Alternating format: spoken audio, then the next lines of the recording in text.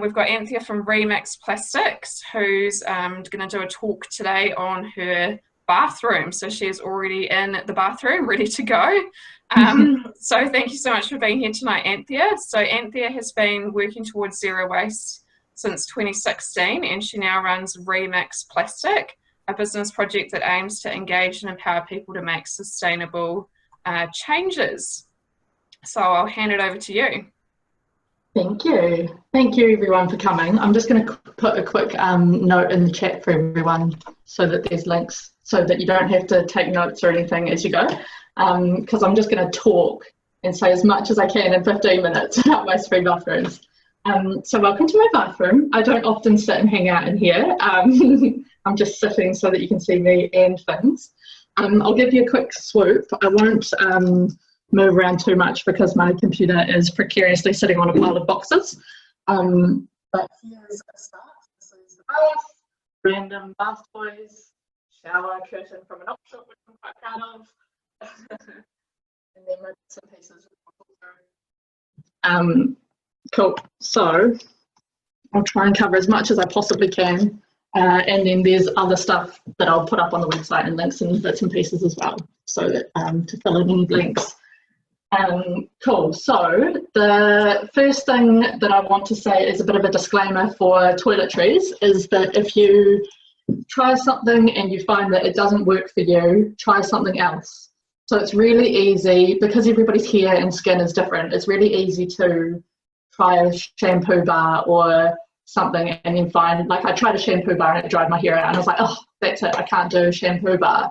But you just buy a different brand, try a different brand, they're all different. You'll eventually find something that works for you. So don't give up straight away. And the other thing is, don't throw out what you already have. So while Plastic Free July is about going plastic free, if you have something that's in plastic, use it up first. So you can use up the bit of shampoo that you have before you switch to shampoo bar or whatever it is that you've got. And so that way you're not creating waste by just chucking out stuff that is perfectly good to use. So that's just my bit to start. So the easiest thing that you can do is switch from liquids to bars. So as I've already mentioned, you can go from shampoo liquid to shampoo bar, or soap liquid to soap bars. So I use soap bars for hand washing and in the shower as body wash. This is a homemade one, so it's not very pretty. It does the job, and so I used to make my own, which is really cheap, and you can make a big batch, so you've got like 20 bars of soap and it lasts for ages. But I just ended up giving up on it because it takes a bit of time, and just didn't feel like they were quite nice enough because I don't have the skills. So I started buying soap bars, and I'm still working through bars that I'd made. But when I do buy them, I buy from Pana Soaps, which is made in Christchurch, and they're all vegan, and there's heaps of bars, you know, you can just get, there's a whole range of them at the supermarket these days as well. So there's definitely options there.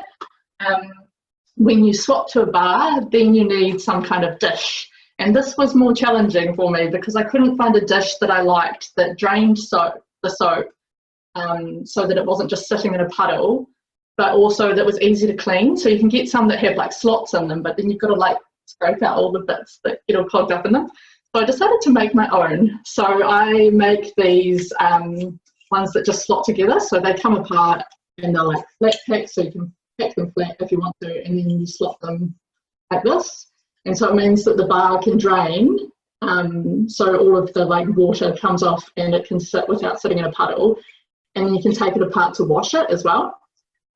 So I have these on my website, which is in that link, and they're on sale for Plastic Free July.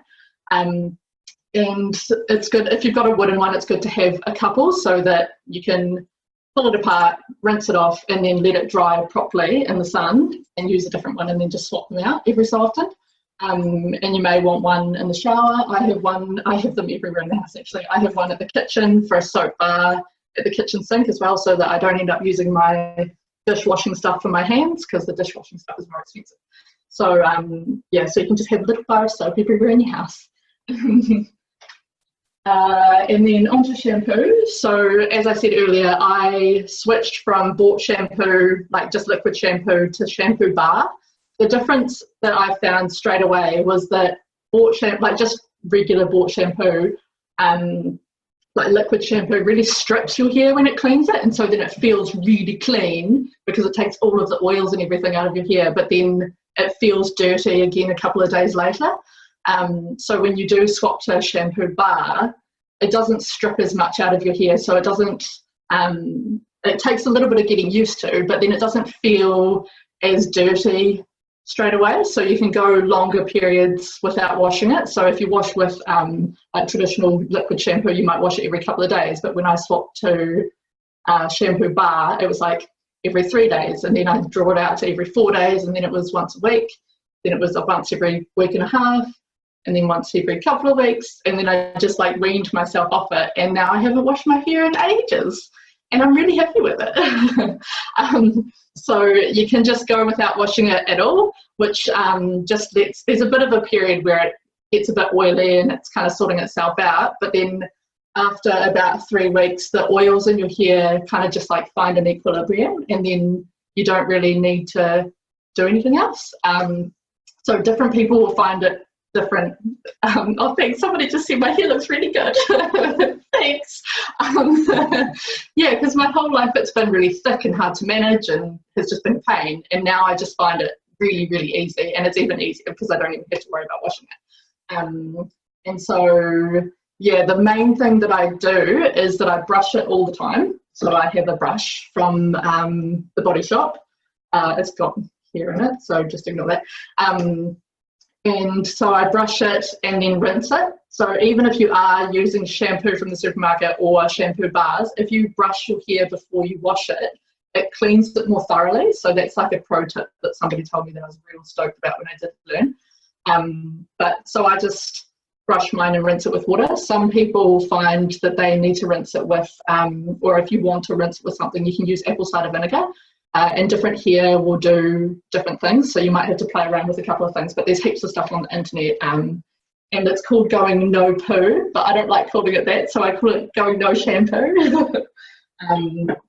Yeah, and like I say, you can get a hairbrush or a comb or whatever from the Body Shop, have some good like bamboo ones. For my daughter, I do wash her hair with shampoo, but for that I get, the labels come off a little bit, but I get refillable stuff from Bin for her. So this is, I think it's Eco Store, and I just use shampoo and don't bother conditioning it. I don't think that matters. But the problem with her is that if I try and use a bar, then she just grabs the bar and just has it in the bath, and then it just dissolves. So I go for the refillable liquid. So I've got my notes on the wall so that I don't forget anything. So on to teeth. I'm just going to talk really quickly, so just bear with me. So it took me ages to find any toothpaste that I liked and that was plastic free and that was good for the planet, and not just the packaging but the toothpaste itself. And thanks to Liam and Hannah, actually, they told me about these amazing guys, Solid. So they're called Solid Oral Health Care, or Oral Care, sorry.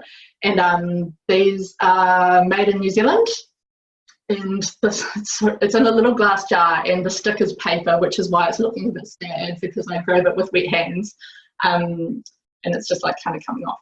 But these guys make toothpaste, and so this is vegan and made in New Zealand, and I really like the paste. They also make the tooth tablets, which some of you guys might have heard of, that you can just like put it in your mouth and chew on it and then brush your teeth. It's weird and it takes a bit of getting used to. And if you don't like doing that, you can like crumble it onto your toothbrush. I find that I like the paste better, and I don't know if it's just my perception of it or not, but I think that this goes a little bit further, so you get a bit more for your money. And so I use this for at home, and I have the tooth tabs for when I'm traveling, because these will, like, if it's rattling around in your bag. And these guys also do kids toothpaste, which is cool. So I have a little thing for my daughter as well. I'll show, I don't know if you'll be able to see it, but it's like really nice paste looking toothpaste. And they say to like scoop it out, but I just like chuck my toothbrush in there because I'm the only one using it. So I don't know, you might not want to do that yourself, but you can figure it out. Floss. So I use this, I don't know if you'll be able to see, Eco Floss from Do Gooder. So this is a New Zealand company. I don't think these are made in New Zealand, but it's a New Zealand company that sell these, and this is silk floss, so you can actually put it in your home compost. There's a lot available that are compostable, like commercially compostable plastic, like PLA, and they can't go in your home compost. So in the little bit that I pasted in earlier, and I can put it in again at the end, there's an article about what commercially compostable means, so there's a bit more information about that for you as well. But these can just go in your home compost, which is really good. And you can get little refills, so you don't have to buy the jar every time, which is cool. And then toothbrushes, so I use the Go Bamboo one. Oh, and I meant to say, sorry, that the floss you can get on the Do Gooder website, but they also sell it at Countdown, which is awesome because then you don't have to pay shipping. And you can get bamboo toothbrushes from most supermarkets now as well, which is pretty awesome and mainstream. I use the Go Bamboo ones, which I get from the Rubbish Whisperer, and when I buy them, I buy like 10 at a time, so my cupboard down here is full of toothbrushes, and that's because when it starts looking a bit gross, I don't want to have to be like, oh, I've got to go to the supermarket to get a toothbrush, because I don't really go to the supermarket that often. So then I can just like get my other one out of the cupboard. With these, the bristles aren't compostable, so you have to pull those out once it's got to the end of its life. So you just pull them out with pliers and put them in the landfill bin. And then I use these bits as little plant stakes for my veggies when I'm growing veggies. So you can just like write on them and put them in the garden. And then once they're finished with that, I just put them in the home compost. Yeah, and I think most brands are the same, is that you have to take the bristles out, but it'll say on the box. What else? So Go Bamboo, I also use their cotton bud things. Lots of people say you're not meant to put anything in ears, but it just feels so good, so I just have to have them. And these I put in my home compost as well. So just be aware that these and the toothbrush handles can't go in your council compost bin generally. So I may be wrong, there may be places around the country that do take them, but I don't think that many do. So it's best to have a home compost if you use those. Face wash. So I'm pretty minimal with like self-care stuff, but I thought that now that I'm in my 30s, I should take care of my skin. And so I got this this face wash cream cleanser stuff from Matakana. And this is in glass and it's made in New Zealand. It does have the little pump thing, but I'll reuse this for like liquid soap or something afterwards. And it's taken me ages to get through, so I just use stuff sparingly. I guess that's part of it as well. Just don't waste stuff if you don't need to. Just don't wash if you don't need to. What else? Deodorant. So I don't use deodorant that often. I find that I just don't really like using it, but when I do need it, I do use it. And I've got these bars that I've got from a little company called the Mighty Bar, which is based here in Christchurch. And these are available on my website and are on sale as well. And so you can just grab it and like rub it on. I like these. I tried like a paste. I've got this one as well that I use every once in a while as well, which is from Smooch, which is New Zealand made and in glass as well. But I find my personal preference is bar. So you'll find things that you like and things that you don't like as you try them. The paste you can kind of just like scoop out a little bit and then rub it on. But the bar is nice because you can just go through it. What I was going to say, actually, back to toothbrushes. Here's a pro tip on how to dry them out. My little soap dishes are also good for holding these, because my friend Helen taught me this, if you have them upright for a bamboo toothbrush, it means that the water's just going to dribble down and they're going to take ages to dry out.